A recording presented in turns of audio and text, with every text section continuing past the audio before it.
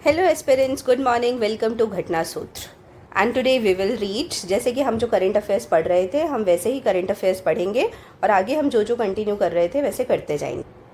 जैसा कि हमने कल देखा था करंट अफेयर्स अलग अलग पार्ट से, वैसे ही हम आज स्टार्ट करते हैं और हम शाम को करेंगे इसके questions both prelims and mains. ठीक है, तो सबसे पहले आज का फर्स्ट टॉपिक है प्रीलिम्स पार्ट में, Indian astronaut in space after 41 years gap on mission to ISS. तो क्या है, इंडिया के एक एस्ट्रोनॉट हैं, वो आईएसएस पे मिशन पे गए हैं, उसके बारे में न्यूज़ है। तो India has achieved a historic milestone, India ने एक माइलस्टोन अचीव किया है जहाँ पे ग्रुप कैप्टन शुभांशु शुक्ला, ये नाम याद रखिएगा प्लीज़, इंपॉर्टेंट है, शुभांशु शुक्ला जो फर्स्ट इंडियन एस्ट्रोनॉट है 41 ईयर्स में to enter the space. He is a part of, अभी कौन से मिशन में गए हैं, कौन से पार्ट मिशन का पार्ट है, एक्सियोम 4 मिशन का पार्ट है जो नासा लॉन्च कर रही है कैनेडी स्पेस सेंटर से। कहाँ पे भेज रहे हैं, इंटरनेशनल स्पेस स्टेशन में। ये काफ़ी इंपॉर्टेंट न्यूज़ है, मोस्ट इंपॉर्टेंट, ठीक है, मैंने स्टार मार्क कर दिया है। अब वहीं पे हाईलाइट्स दिया कि एक्सियोम 4 का पार्ट है ये, कैनेडी स्पेस सेंटर फ्लोरिडा से लॉन्च करो, डेस्टिनेशन है आईएसएस जाना है। ये 14 दिन तक ऑर्बिट में रहेंगे, ठीक है, और scientific research, outreach and commercial operations पे फोकस रहेगा। लॉन्च व्हीकल किसके थ्रू लॉन्च कर रहे हैं, तो फैल्कन 9 बाय स्पेस एक्स भी एलन मस्क की प्राइवेट कंपनी है, तो फैल्कन 9 रॉकेट से लॉन्च कर रहे हैं। ठीक है, अब इसमें क्रू मेंबर्स कौन कौन से हैं ये देखिएगा। शुभांशु शुक्ला पायलट है, पेगी विट्सन यूएसए के जो है वो कमांडर है, तिबोर कापू जो हंगरी के हैं वो मिशन के स्पेशलिस्ट है, एंड स्लावोज जो है पोलैंड के वो मिशन के स्पेशलिस्ट है। ये डॉक करेगा आईएसएस में 24 hours of with in 24 hours of launch. जैसे आज लॉन्च किया इस टाइम पे, तो कल इस टाइम के पहले अप्रॉक्स ये उसके साथ अटैच हो जाएगा आईएसएस के साथ। अब आईएसएस क्या है, बेसिकली हमको ये भी देखना है। तो आईएसएस एक ग्लोबल कोलैबोरेशन है, कौन कौन सी कंट्रीज के बीच में ये देखिएगा, NASA, Roscosmos, ESA, JAXA and CSA. तो एक बार मैं बता दूँ ये कौन कौन सी कंट्री के हैं। तो NASA is of USA, Roscosmos is of Russia USSR, ESA is of Europe, JAXA is of Japan और ये CSA Canada space centre is of Canada. ठीक है, तो ये ध्यान रखिएगा। India's own human space flight programme Gaganyaan mission, हमारा कौन सा है, गगनयान मिशन, जो 2025 में लॉन्च करने की बात की है हमने। तो हमारे जो एस्ट्रोनॉट्स हैं वो रशिया में ट्रेनिंग रिसीव कर रहे हैं as a part of Russia India mission. ठीक है, फिर हम नेक्स्ट देखते हैं, next topic is Chhattisgarh seek centre's aid as forest department stalls plan for CFR. तो छत्तीसगढ़ गवर्नमेंट सेंटर की हेल्प चाह रही है फॉरेस्ट से related. Chhattisgarh government has requested support from the centre after the forest department delayed the roll out of community forest resource management plan. तो कभी किस चीज़ में डिले हुआ है, अभी community forest resource management plan में, जो एसेंशियल है फॉरेस्ट राइट एक्ट 2006 का जो एक्ट है उसके इम्प्लीमेंटेशन के लिए। तो की हाइलाइट्स देखते हैं इसमें क्या इंपॉर्टेंट है। जो फॉरेस्ट राइट्स एक्ट 2006 का वो अफर्म करता है ट्राइबल कम्युनिटी के राइट्स को ओवर फॉरेस्ट रिसोर्सेज। इसमें ना जनजातीय ज्ञान उत्कर्ष अभियान की बात होती है जो लॉन्च हुआ था 2023 में, जो प्रमोट करता है tribal led knowledge system for forest governance. ठीक है, कौन से अभियान की, जनजातीय ज्ञान उत्कर्ष अभियान। फिर आते हैं नेशनल वर्किंग प्लान कोड की, जो 2023 का है, जिसमें प्रोवाइड किया गया है क्या चीज़, सीएफआर, जो अभी हमने कम्युनिटी फॉरेस्ट रिसोर्स राइट्स की बात की ना, उसके मैनेजमेंट प्लान को। और एम्फेसाइज किया गया है collaboration between forest department and gram sabha, किसके बीच में, forest department and gram sabha. फिर community forest resource refers to the forest land historically protected and used by village communities. अब हमको ये भी तो देखना है कि कम्युनिटी फॉरेस्ट रिसोर्स होते क्या है। तो ये क्या होते हैं, एक फॉरेस्ट लैंड है जो हिस्टोरिकली प्रोटेक्ट किया गया है विलेज कम्युनिटीज़ के द्वारा। अब इसको किसके अंदर रिकॉग्निशन मिला है, section 3(1) clause 1 of forest rights act. और ये एम्पावर करता है किसको, ग्राम सभा को, कि वो मैनेज करे, कंजर्व करे और सेफगार्ड करे हमारे फॉरेस्ट्स को। उसके बाद आते हैं लीगल प्रोविजंस, मतलब कॉन्स्टिट्यूशन में और लॉज में कौन कौन से आर्टिकल्स हैं, कौन कौन से प्रोविजंस हैं जो इन्फोर्स करते हैं इस चीज़ को। तो सबसे पहले आर्टिकल 342 है, जिसमें शेड्यूल्ड ट्राइब्स को कुछ राइट्स दिए गए कॉन्स्टिट्यूशनल रिकॉग्निशन के। फिर आर्टिकल 244 है, जिसमें administration of scheduled area and tribal areas govern होता है। 5th शेड्यूल है, जिसमें स्पेशल कुछ स्टेट्स है जिनको 5th शेड्यूल के अंदर डाला गया है। ठीक है, अब मिनिस्ट्री ऑफ ट्राइबल अफेयर्स, अब पूछ सकता है ना कि कौन सी मिनिस्ट्री इसके लिए रिस्पॉन्सिबल है। तो इस जैसे आप सब एक बार आप लोग याद करो, कल हमने पढ़ा था कौन सा, धरती आबा नाम से एक स्कीम पढ़ी थी, वो भी मिनिस्ट्री ऑफ ट्राइबल अफेयर्स के अंदर थी, क्योंकि वो बिरसा मुंडा के नाम पे चल रही थी। ठीक है, अब इसमें क्या है, मिनिस्ट्री ऑफ ट्राइबल अफेयर्स ने कम्युनिटी फॉरेस्ट रिसोर्स गाइडलाइंस को अपडेट किया है aligned with NWPC 2023 to improve forest governance. ठीक है, फिर सेकेंड है 2023 में एक सर्कुलर आया था मिनिस्ट्री ऑफ ट्राइबल अफेयर्स की तरफ से, जो ऑथोराइज किया ग्राम सभा को to approve and implement CFR management plans environment ministry की पॉलिसी के डायरेक्शन के हिसाब से। ठीक है, आई होप ये क्लियर होगा। फिर हम नेक्स्ट देखते हैं, Bharat Biotech to supply GSK's malaria vaccine to Gavi in 2026। तो कौन सी company? Bharat Biotech international limited. ये ध्यान रखना है कहाँ पे बेस्ड है? Hyderabad. Bharat Biotech international limited will start supplying RTS.S malaria vaccine. तो ये ध्यान रखना है RTS क्या चीज़ की वैक्सीन है? मैं मोस्ट इंपॉर्टेंट टिक कर देती हूँ, मलेरिया वैक्सीन है। और किसने डेवलप किया? GSK, शॉर्ट फॉर्म ही याद रखिए आप लोग, एक कंपनी है उसने डेवलप किया है। और हम किसको दे रहे हैं? गावी को। ठीक है, गावी अलायंस को दे रहे हैं, ग्लोबल वैक्सीनेशन अलायंस है ये, इन फ्रॉम 2026। ये हमारे कौन से रोल को एनफोर्स करेगा कि हम ग्लोबल मलेरिया प्रिवेंशन में कितना हेल्प कर रहे हैं बाहर की कंट्रीज़ को। की हाइलाइट्स क्या है कि टाइम फ्रेम क्या है कि जो सप्लाई एग्रीमेंट हुआ है उसमें 2026 से 2030 तक हम देंगे under the Gavi 6 replenishment phase. ठीक है, अब RTS.S जो वैक्सीन है ये फर्स्ट मलेरिया वैक्सीन है to receive WHO approval in 2021, marking a breakthrough in malaria control. तो मलेरिया कंट्रोल इससे काफ़ी अच्छे से हो पाएगा और ये फर्स्ट वैक्सीन है जिसको WHO का अप्रूवल मिला है। अब हम इतने देर से गावी पढ़ तो रहे हैं, बट बेसिकली गावी क्या है ये हम देखते हैं। तो गावी अलायंस है वो कब बना था? 2000 में बना था। गावी अलायंस एक public private partnership global health partnership है। ठीक है, ग्लोबल वैक्सीनेशन अलायंस है, ग्लोबल अलायंस फॉर वैक्सीनेशन है, फोकस्ड ऑन एक्सपैंडिंग वैक्सीन्स इन कहाँ लो इनकम नेशंस की बात हो रही है और इसका हेडक्वार्टर है जेनेवा, स्विट्जरलैंड में। ये इंपॉर्टेंट है। ठीक है, उसके बाद की पार्टनर्स एंड इम्पैक्ट क्या क्या है इसमें WHO है, यूनिसेफ है, वर्ल्ड बैंक है, bill and Melinda Gates foundation है। और गावी ने अभी तक इम्यूनाइजेशन कवर किया है 1 बिलियन चिल्ड्रन का और प्रिवेंट किया 17 मिलियन ग्लोबल डेथ्स। काफ़ी इंपॉर्टेंट रोल है ना गावी का उस हिसाब से। फिर अब लीगल प्रोविजंस में अपन देखते हैं जैसे कि हमने बाकी आर्टिकल्स में देखा है। तो सबसे पहले आर्टिकल 21 वो राइट टू लाइफ को एनफोर्स करता है, जिसमें कि राइट टू हेल्थ केयर और लाइफ सेविंग वैक्सीन्स भी आती है। फिर आर्टिकल 47 है जो हेल्थ से रिलेटेड है, जो स्टेट को बोलता है कि आपको पब्लिक हेल्थ को अच्छा करने के लिए अच्छे काम मतलब अच्छी प्रैक्टिसेस फॉलो करनी पड़ेगी और इसी में आ जाता है मलेरिया प्रिवेंशन। फिर अभी जो हमने देखा ना RTS.S वैक्सीन है वो किसको टारगेट कर रहा है? मलेरिया किससे होता है? तो मलेरिया होता है प्लाज्मोडियम फ्लासीफेरम से। तो ये RTS.S इसी को टारगेट करेगा। ये मोस्ट लीथल स्ट्रेन है मलेरिया पैरासाइट का। ठीक है, फिर India is also progressing on it's indigenous malaria vaccine. तो हम एक इंडिजीनियस मलेरिया वैक्सीन पे भी काम कर रहे हैं, उसका नाम क्या है? R21/Matrix-M।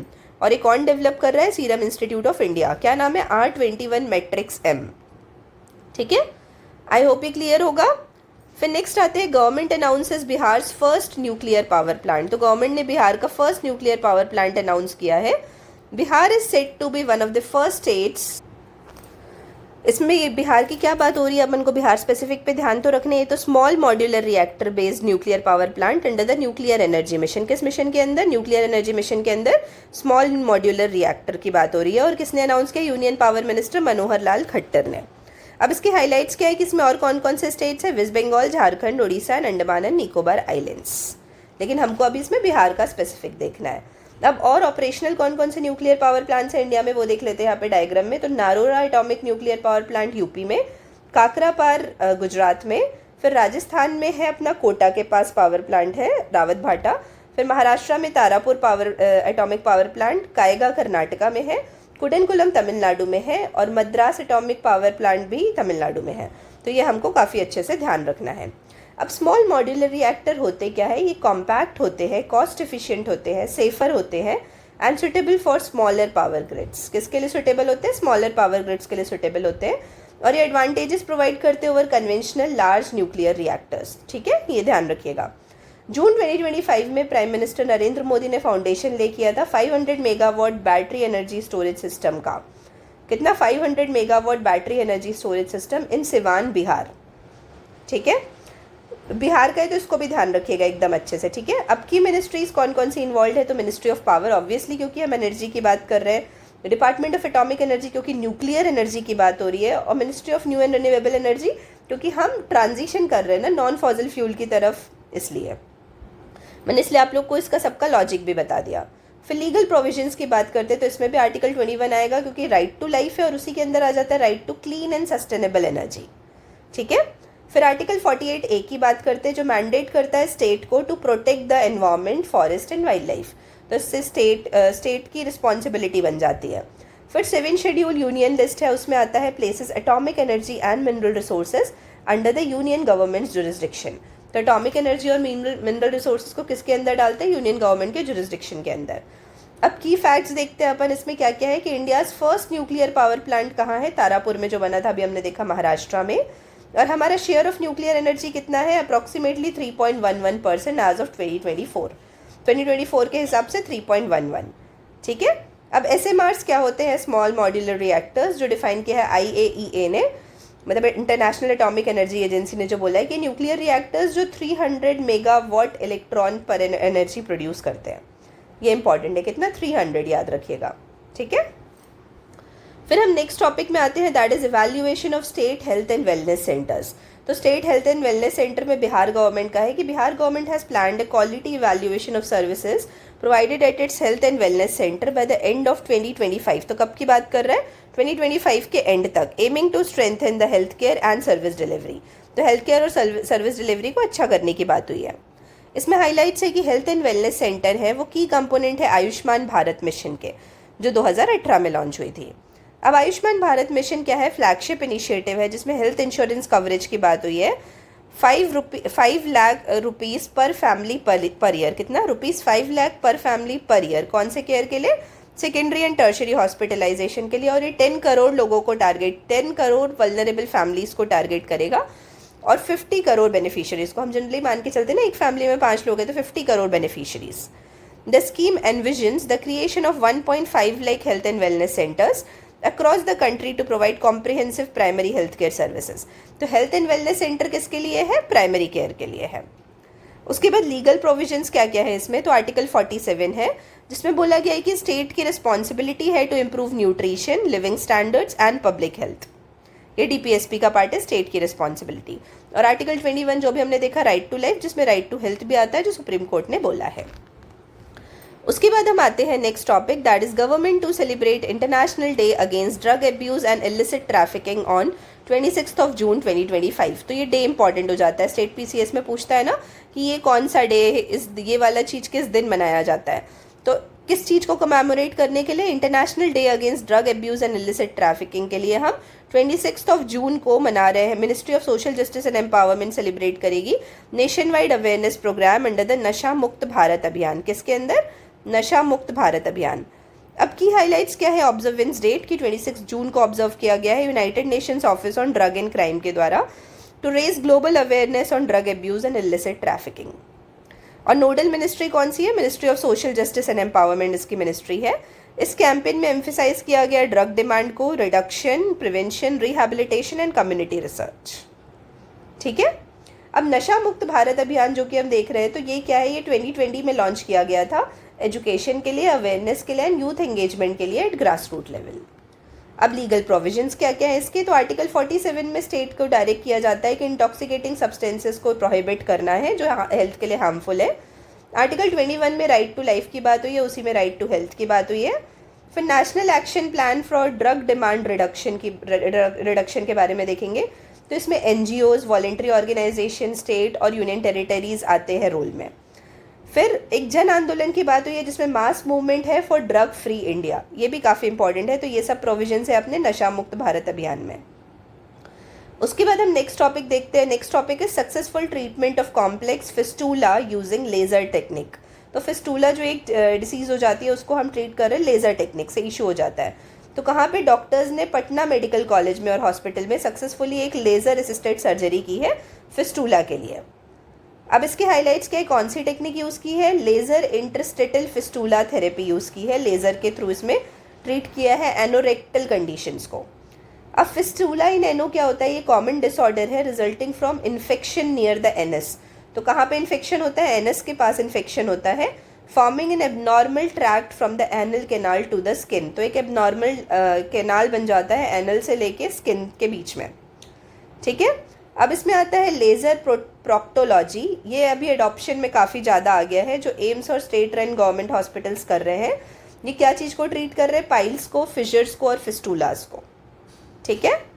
तो आई होप ये क्लियर होगा। अब इसमें आते हैं अपन लीगल प्रोविजंस। तो इसमें आर्टिकल 21 है राइट टू लाइफ के लिए, एंड इसमें right to health and medical care की भी बात की गई है। फिर आर्टिकल 47 है जो स्टेट को डायरेक्ट करता है पब्लिक हेल्थ के लिए। फिर नेक्स्ट की फैक्ट्स में PMCH is undergoing transformation into super speciality hospital, किसके अंदर? प्रधानमंत्री स्वास्थ्य सुरक्षा योजना के अंदर। और ये योजना हमने कब लॉन्च की थी? 2003 में, जिसमें एम्स लाइक इंस्टीट्यूशंस को बनाने की बात की गई है। ये हुआ हमारा प्रीलिम्स वाला पार्ट, जहाँ पे हमने पूरे प्रीलिम्स वाले टॉपिक देख लिया। अब हमारा नेक्स्ट आता है मेंस वाला कंटेंट जो हमको देखना है। तो मेंस में है कि enabling voting rights for migrants, किसके लिए? माइग्रेंट्स के लिए वोटिंग राइट्स एनेबल करने की बात हो रही है। तो the article addresses electoral challenges arising from India's rising internal migration. तो किससे रिलेटेड? इंटरनल माइग्रेशन से रिलेटेड जो चैलेंजेस आ रहे हैं उस पर फोकस है, स्पेसिफिकली ऑन बिहार। और ये लोकसभा इलेक्शंस का बहुत बड़ा एक प्रोपेगेंडा के फॉर्म में रोल प्ले कर रहा है। अब इसके हाइलाइट्स क्या है कि माइग्रेंट वोटर डिसइनफ्रेंचाइजमेंट। तो जब माइग्रेंट वोटर कहीं जाते हैं तो वो जनरली वोटिंग करने आते नहीं है, तो उससे रिलेटेड बोल रहा है। तो 2024 लोकसभा इलेक्शंस में क्या हुआ था? बिहार का वोटर टर्नआउट सिर्फ 56% था, जो नेशनल एवरेज से काफ़ी कम था। नेशनल एवरेज था उस time 66%, primarily due to migrant absenteeism. फिर जो 50% हाउस होल्ड है बिहार में, वो एटलीस्ट वन फैमिली मेंबर उनके ऐसे हैं जो माइग्रेट कर चुके हैं, बाहर जा चुके हैं, और वो वोट करने आते नहीं हैं। फिर according to 2021 data, India's internal migration rate was over जो 2021 डाटा के हिसाब से बोले तो हमारा माइग्रेशन रेट 28.9% है, with over 85% migrating with in the country. तो इसमें से जो 85% लोग हैं वो कहाँ? इंडिया के अंदर ही माइग्रेट कर रहे हैं। अब इलेक्शन कमीशन के क्या इनिशिएटिव्स हैं और वो क्या चैलेंज फेस कर रहे हैं? तो Election Commission of India has recognised this issue but is yet to establish a full fledged solution. 2023 में पायलट प्रोजेक्ट टेस्ट किया गया था रिमोट वोटिंग मशीन्स के ऊपर, जो कैपेबल है for accommodating up to 72 constituencies पर मशीन। तो एक मशीन में 72 कॉन्स्टिट्यूएंसीज के लिए हम काम कर सकते हैं रिमोट वोटिंग में उसमें। अब की चैलेंजेस कौन कौन से हैं इसमें? Verifying and authenticating migrant workers, logistical and operational complexity, political concerns over double voting and electoral manipulation, और lack of permanent address proof. तो क्या होता है, इन लोगों के पास परमानेंट एड्रेस प्रूफ नहीं होता है, ये सबसे बड़ा इशू आ जाता है इलेक्शन कमीशन को। अब इसमें पोटेंशियल मैकेनिज्म्स क्या सजेस्ट किए गए हैं? एस्टैब्लिशिंग डेडिकेटेड वोटिंग सेंटर्स, फिर स्पेशल ट्रेन और बस सर्विसेज रन करना कि जिससे वो वापस अपने घर आ पाए और वोट कर सकें, और extending the postal ballot facility to registered long term migrants. तो जो काफ़ी दिन से बाहर रह रहे हैं उनके लिए हम पोस्टल बैलेट फैसिलिटी को एनहेंस कर सकते हैं, जैसे कि डिफेंस पर्सोनल के लिए है। तो ये ध्यान रखना है, डिफेंस पर्सोनल के लिए पोस्टल बैलेट है। अब इसके बाद इसमें एडमिनिस्ट्रेटिव हर्डल्स आते हैं कुछ कुछ, उसकी बात करते हैं। तो implementing remote voting in high migration cities like Delhi and Mumbai. तो दिल्ली एंड मुंबई में जैसे यदि आपको इसको एनफोर्स करना है तो लॉजिस्टिकल चैलेंजेस आएंगे। फिर इश्यूज आते हैं जैसे बैलेट की सिक्योरिटी को लेके, ट्रांसपोर्टेशन को लेके, और सिंक्रोनाइज्ड वोटर रजिस्ट्रेशन को लेके भी इश्यूज आते हैं। अब इसके लिए सजेशन क्या है? कुछ तो सजेशन होगा। तो वे फॉरवर्ड में एक हाइब्रिड अप्रोच की बात कर रहे हैं, जिसमें रिमोट वोटिंग मशीन्स भी यूज़ होंगी, बैलेट पेपर्स भी यूज़ होंगे, और असिस्टेड ट्रैवल भी। जो भी हमने ऊपर सजेशंस पढ़े ना, तो कुछ वोटर्स जिसमें इस चीज़ को यूज़ कर पाएंगे, कुछ घर वापस आ पाएंगे वोट करने, कुछ पोस्टल बैलेट यूज़ कर पाएंगे। फिर election Commission of India should partner with state government and employers. तो जो कंपनीज एम्प्लॉयमेंट देती है उनके साथ भी आप पार्टनरशिप कर सकते हो, आइडेंटिफाई करने के लिए एंड रजिस्टर करने के लिए माइग्रेंट वर्कर्स को, वोटर्स को। फिर gradual implementation through legal reforms. तो लीगल रिफॉर्म्स ला सकते हैं अपन, टेक्नोलॉजी अपग्रेडेशन कर सकते हैं, एंड पायलट रोल आउट्स कर सकते हैं, पायलट प्रोजेक्ट्स चला सकते हैं। फिर उसके बाद हम स्पेशल अटेंशन दे सकते हैं वल्नरेबल ग्रुप्स में, जिसमें विमेन माइग्रेंट्स है जनरली, स्पेसिफिकली, जो सिंप्लीफाई कर देगा जिससे कि प्रोसीजर को और इंक्लूसिविटी आएगी हमारे इलेक्शन कमीशन के रोल में। ठीक है। अब इसके बाद आता है हमारा नेक्स्ट टॉपिक मेंस का, that is the axis of upheaval in West Asia conflict. तो जब ये वेस्ट एशिया में इतना इशू चल रहा है ना, उससे रिलेटेड हम न्यूज़ पढ़ेंगे। तो आर्टिकल ने एग्जामिन किया है the evolving geo political dynamics in West Asia. तो वेस्ट एशिया में क्या जियो पॉलिटिकल डायनेमिक्स है उसके ऊपर बात हुई है, जिससे कि ईरान इजराइल टेंशन्स बढ़ रहे हैं और एमर्जिंग स्ट्रैटेजिक कन्वर्जेंस आ रहा है रशिया, चाइना और ईरान के बीच में, जिसको एक्सेस ऑफ अपहीवल बोला गया है। It highlights the lack of formal alliances, fluid nature of global blocs and broader implications for international diplomacy and security. ठीक है। अब इसमें स्ट्रैटेजिक रीअलाइनमेंट की बात करें यदि वेस्ट एशिया में, तो क्या है, सीज फायर ईरान और इसराइल के बीच में following the US air strikes on Iranian nuclear facilities. तो अभी क्या किया था, यूएसए एंड इसराइल दोनों ने ईरान की न्यूक्लियर फैसिलिटीज़ पे काफ़ी ज़्यादा अटैक किया था। फिर traditional cold war era alliances जो अभी हैं वो वीक हो गए हैं, जिसे चाइना और Russia despite aligning with Iran are maintaining a cautious distance. तो वो कॉशियस डिस्टेंस मेंटेन कर रहे हैं चाइना और रशिया भी ईरान के साथ। फिर फ्रेज एक यूज़ हुआ एक्सेस ऑफ अपहीवल, ये किसने दिया है, रिचर्ड फॉन्टेन ने दिया है एंड एंड्रिया कैंडल टेलर ने, जो रेफर करता है flexible strategic grouping of China Russia and Iran. तो किसकी ग्रुपिंग को, चाइना रशिया एंड ईरान की ग्रुपिंग को। अब ईरान का इसमें क्या एक्सपैंडिंग ग्लोबल रोल है वो देखते हैं। तो ईरान की जो ड्रोन टेक्नोलॉजी है has bolstered Russia's military efforts in Ukraine. तो इससे जो ड्रोन टेक्नोलॉजी ना ईरान की, उससे काफ़ी ज़्यादा फ़ायदा हुआ है ईरान को। चाइना का जो ऑयल इंपोर्ट है from Iran despite sanctions continue to support Iran economy. तो चाइना अभी भी ऑयल इंपोर्ट कर रहा है from Iran and Iran has signed long term strategic agreements with China and Russia mainly in the energy and trade sector. ठीक है, अब इसमें क्या है, कुछ बाइंडिंग अलाइंसेस की कमी है, तो lack of binding alliances. The bloc is held together by shared narratives and not formal treaties. There is no institutional mechanism. तो यहाँ पे क्या है, इंस्टीट्यूशनल मैकेनिज्म नहीं है जो एनफोर्स करेगा कलेक्टिव डिफेंस और मिलिट्री कमिटमेंट्स को। इसमें अल्टरनेटिव ग्लोबल स्ट्रक्चर्स की बात हुई है, जैसे जिससे कि अभी अभी क्या न्यूज़ में चल रहा है, डी डॉलराइजेशन, कि बहुत सारी कंट्रीज़ हैं वो डॉलर का यूज़ कम करके अपनी ओन कंट्री का यूज़ कर रही है, ओन कंट्री की करेंसी का यूज़ कर रही है। ब्रिक्स और एससीओ एक्सपैंड हो रहे हैं और developing systems outside western dominated financial platforms. तो जो वेस्टर्न डोमिनेटेड फाइनेंशियल प्लेटफॉर्म्स है उन पे फोकस हो रहा है, मतलब पहले उन पे था, अब हम उससे बाहर आके दूसरे सिस्टम्स डेवलप कर रहे हैं। फिर Russia and China's cautious engagement. Well Russia supports Iran diplomatically, it is constrained by its ongoing war in Ukraine. तो रशिया क्या है, ईरान को डिप्लोमेटिकली सपोर्ट तो करता है लेकिन वो खुद कंस्ट्रेंड है क्योंकि रशिया यूक्रेन का वॉर चल रहा है, तो उसको भी इश्यूज आते हैं। फिर चाइना का भी वही दिक्कत है, China to offers diplomatic banking but avoids any military entanglement. तो डिप्लोमेटिक बैकिंग भले दे देता है बट मिलिटरली नहीं इन्वॉल्व हो रहा है। और ये दोनों क्या सीख कर रहे हैं कि डाइल्यूट, ये क्यों ऐसा कर रहे हैं जिसमें कि यूएस का ग्लोबल इन्फ्लुएंस डाइल्यूट हो जाए। अब इससे impact on US and it's allies क्या पड़ेगा कि US has openly supported Israel. US ने तो ओपनली सपोर्ट किया है, वो अटैक भी कर रहा है न्यूक्लियर उस पर। This raises concerns about wider regional conflict, और यहाँ इससे वेस्ट एशिया और इंडो पैसिफिक पे के रिलेशंस पे भी इम्पैक्ट होगा। अब यदि हम फ्यूचर ऑफ ईरान और उस एक्सेस की बात करें तो आयतुल्ला खुमानी की जो लीडरशिप है वो सेंट्रल है ईरान के फॉरेन पॉलिसी डायरेक्शन के लिए, उसी के कारण ये सब हो रहा है, उनके लीडरशिप के उसमें। और जो एक्सेस ऑफ रेजिस्टेंस है, जो कौन कौन है उसमें, हिजबुल्ला, हमास और हाउतीज, ये जो रेबल ग्रुप्स है ना, continues to serve Iran regional interest. तो ये सब ईरान के रीजनल इंटरेस्ट को सर्व कर रहे हैं, Hezbollah, Hamas and Houthis. Despite this network Iran remains militarily and diplomatically isolated for its security और सॉवरेनिटी। अब इसमें क्या सजेशंस है कि हम न्यूट्रल डिप्लोमेटिक प्लेटफॉर्म्स क्रिएट कर सकते हैं, इंडिया जो है बैलेंस्ड रोल प्ले कर सकती है, और इंस्टीट्यूशंस लाइक IAEA और UNSC रिफॉर्म्स है for effective non proliferation oversight. और इसमें प्रमोट करेंगे हम मल्टीलेटरल इकोनॉमिक कोऑपरेशन, जिससे कि एनहांस होगा वेस्ट एशिया की स्टेबिलिटी। ठीक है, तो आई होप ये क्लियर होगा आपको। अब इसके बाद आज हम रात को करेंगे प्रीलिम्स के कुछ MCQ क्वेश्चंस और हम मेंस के 2 क्वेश्चन करेंगे, हम उसका काफ़ी अच्छे से एनालिसिस भी करेंगे। ठीक है, तो चलो मिलते हैं आप सभी से रात को। आप सभी को अभी के लिए बहुत बहुत धन्यवाद and all the very best.